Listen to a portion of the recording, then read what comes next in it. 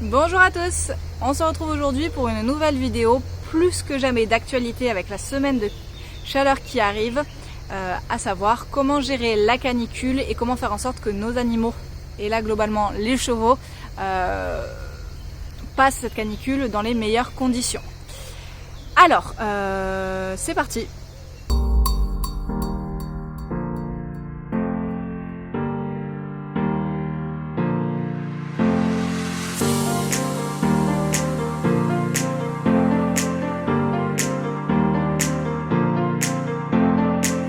Du coup, la première chose bien évidemment, enfin les deux premières choses bien évidemment qu'il faut vérifier, c'est est-ce que vos chevaux ont de quoi s'abriter? Est-ce qu'ils ont de l'ombre? Est-ce qu'ils ont un abri? Voilà, est-ce qu'ils ont la possibilité de se mettre à l'ombre et de ne pas rester au soleil? En effet, c'est très important par ces très fortes chaleurs que le cheval puisse se mettre à l'ombre pour pouvoir réguler sa température et ne pas être en plein soleil toute la journée. Donc c'est la première chose. Comme vous pouvez le voir, moi mes chevaux, je les nourris la journée sous ces arbres.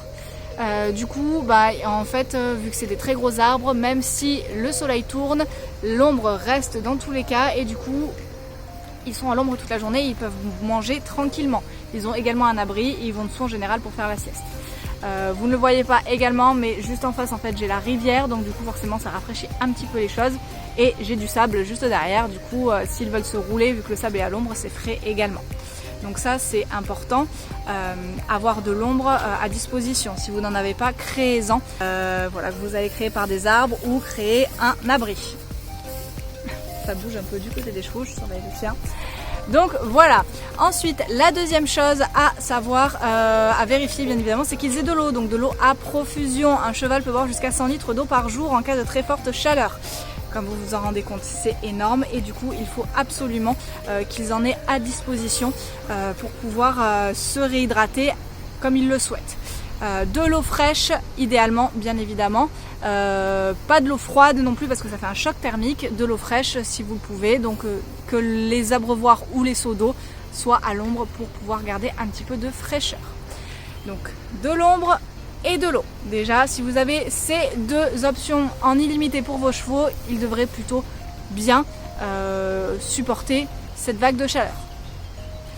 Ensuite, les actions qu'il faut limiter au maximum quand il fait très très chaud.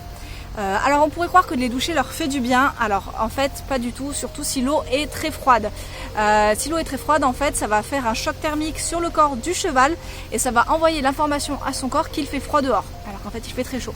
Du coup le corps va essayer de se réchauffer et ça va faire l'effet inverse que celui qu'on souhaiterait. Donc l'idée c'est que si vous pouvez les doucher, que vous voulez les doucher, le mieux, ce qui est recommandé, c'est de le faire avec de l'eau courante et de l'eau tiède, pas froide. Comme ça, il n'y a pas de choc thermique. L'eau va quand même rafraîchir les chevaux. Derrière, s'ils peuvent se rouler, c'est top. Mais au moins, il n'y a pas de choc thermique et ça n'envoie pas de mauvaises informations au corps du cheval. Du coup, si vous faites ça, derrière, pensez bien à leur passer le couteau de chaleur, que le poil ne reste pas plaqué sur le corps du cheval et qu'il puisse jouer son rôle de thermorégulation.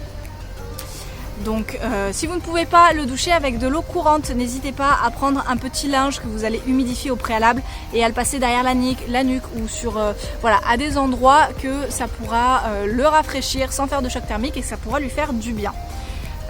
Également, autre idée reçue à ne pas faire, ne pas donner des glaçons à son cheval à lécher avec des pommes, etc. ou des carottes dedans.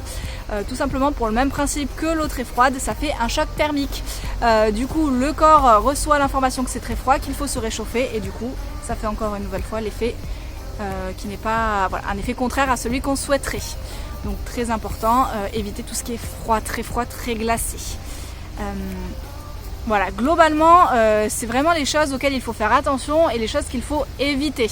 Après, si vous avez une rivière comme moi à proximité, n'hésitez pas à aller vous balader dans la rivière. Voilà. Le mieux, si vous voulez les mouiller, évitez le dessus du corps, plutôt les pattes et le ventre, parce que du coup, sinon, ça fait réverbération avec le soleil et ils ont encore plus chaud. Donc, une petite balade dans la rivière est tout indiqué. Ça leur fera du bien et en plus, ça les sortira un petit peu de leur quotidien. Voilà, grosso modo. Alors normalement, si vous respectez tout ça, donc de l'ombre, de l'eau, évitez les chocs thermiques avec de l'eau trop froide ou des glaçons, normalement tout devrait bien se passer. Alors bien évidemment, il faut surveiller. Comment on voit qu'un cheval a un coup de chaud? Alors c'est très simple, déjà il ne boit plus. Alors s'il ne boit plus, il faut rendre l'eau appétante, l'inciter à boire, donc mettre des petites choses dedans qui lui donneront envie d'aller boire. Et bien surveiller qu'il boive, c'est très important. Est-ce que si le cheval est apathique, s'il arrête de manger, s'il a des diarrhées, ce sont autant de signes qu'il faut vous alerter. Et voilà, donc réessayer de le réhydrater et le cas échéant, n'hésitez pas à appeler le vétérinaire, c'est très important pour éviter tout coup de chaud qui pourrait mal finir. Bien évidemment, également surveiller plus que les autres, les sujets à risque, donc les chevaux très âgés, les chevaux qui sont malades, qui ont du cushing, voilà, donc surveillez-les plus que les autres, les tout petits poulains aussi, les nouveau-nés, bien surveiller, qu'ils s'hydratent bien et qu'ils supportent bien les chaleurs. Voilà. Globalement, je pense que j'ai fait le tour. Je vous souhaite beaucoup de courage pendant cette semaine, autant pour vous que pour vos animaux. Ça va bien se passer, ne vous en faites pas. Si vous leur donnez toutes les conditions nécessaires, normalement, d'ici une petite semaine, ce ne sera plus qu'un mauvais souvenir. Écoutez, si vous avez aimé cette vidéo, n'hésitez pas à mettre un pouce bleu et à vous abonner à la chaîne. Et moi, je vous dis à très bientôt pour de nouvelles vidéos. Ciao, ciao!